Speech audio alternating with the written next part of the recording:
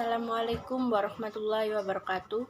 Perkenalkan, nama saya Dewi Andriani, kelas 12 Tata Busana 1, absen 12. Saya akan mempresentasikan hasil mind mapping saya yang berjudul Strategi Dakwah dan Sejarah Perkembangan Islam di Indonesia.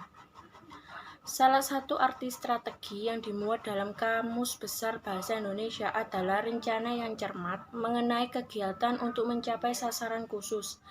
Dalam konteks dakwah Islam, strategi dakwah yang dimaksud adalah kegiatan-kegiatan yang dilakukan oleh para mubaligh yang membawa misi Islam di dalamnya. Adapun kegiatan yang dipergunakan sebagai kendaraan atau sarana dalam penyebaran Islam di Indonesia antara lain: 1. Perdagangan. Pada tahap awal, saluran yang dipergunakan dalam proses Islamisasi di Indonesia adalah perdagangan. Sebab dalam Islam setiap muslim memiliki kewajiban untuk menyebarkan agama Islam kepada siapa saja tanpa paksaan. Oleh karena itu, ketika penduduk Nusantara banyak yang berinteraksi dengan para pedagang muslim dan keterlibatan mereka semakin jauh dalam aktivitas perdagangan, banyak di antara mereka yang memeluk agama Islam. Karena pada saat itu, jalur-jalur strategis perdagangan internasional hampir sebagian besar dikuasai oleh pedagang muslim. 2. Perkawinan. Dari aspek ekonomi, para pedagang muslim memiliki status ekonomi yang lebih baik daripada kebanyakan penduduk pribumi. Hal ini menyebabkan banyak penduduk pribumi, terutama para wanita, yang tertarik untuk menjadi istri-istri para saudagar muslim. Hanya saja ketentuan hukum Islam bahwa para wanita yang harus dinikahi harus diislamkan terlebih dahulu. Para wanita dan keluarga mereka tidak merasa keberatan karena proses pengislaman hanya dengan mengucap 2 kalimat syahadat tanpa upacara atau ritual tertentu. Setelah itu, mereka menjadi komunitas muslim di lingkungannya sendiri.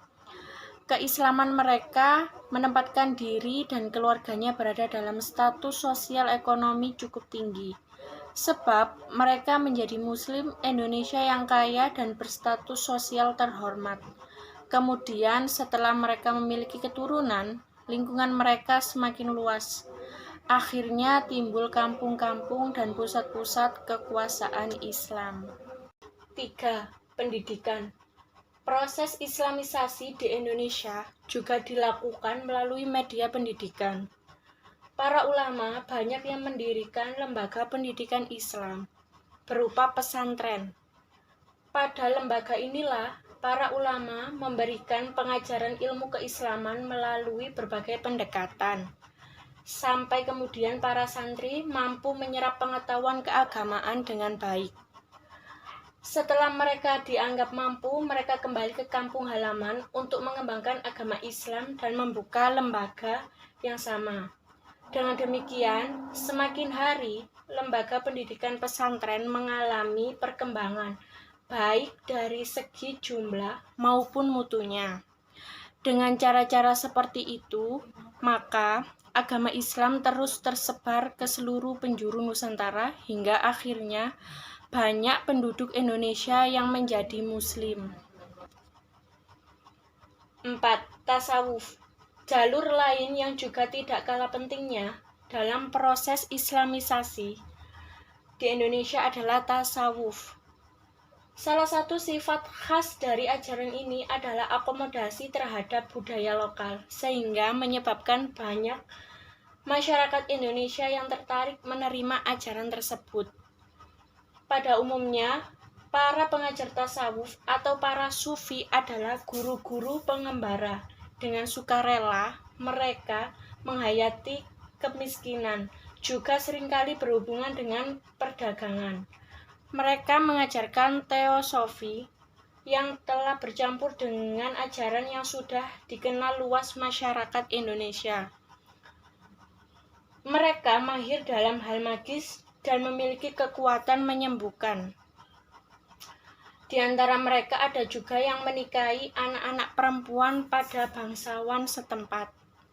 Dengan tasawuf, bentuk Islam yang diajarkan kepada para penduduk pribumi mempunyai persamaan dengan alam pikiran mereka yang sebelumnya memeluk agama Hindu, sehingga ajaran Islam dengan mudah diterima mereka. 5. Kesenian. Saluran Islamisasi melalui kesenian yang paling terkenal adalah melalui pertunjukan wayang. Seperti diketahui bahwa Sunan Kalijaga adalah tokoh yang paling mahir dalam mementaskan wayang. Dia tidak pernah meminta upaya materi dalam setiap pertunjukan yang dilakukannya. Sunan Kalijaga hanya meminta kepada para penonton untuk mengikuti mengucapkan 2 kalimat syahadat. Sebagian besar cerita wayang masih diambil dari cerita Ramayana dan Mahabharata, tetapi muatannya berisi ajaran Islam dan nama-nama pahlawan Muslim. 6. Politik. Di Maluku dan Sulawesi Selatan, kebanyakan rakyat masuk Islam setelah rajanya masuk Islam terlebih dahulu. Pengaruh politik raja sangat membantu tersebarnya Islam di wilayah ini. Jalur politik juga ditempuh ketika kerajaan Islam menaklukkan kerajaan non-Islam, baik di Sumatera, Jawa, maupun Indonesia bagian timur. Sekian dari saya, kurang lebihnya mohon maaf. Wassalamualaikum warahmatullahi wabarakatuh.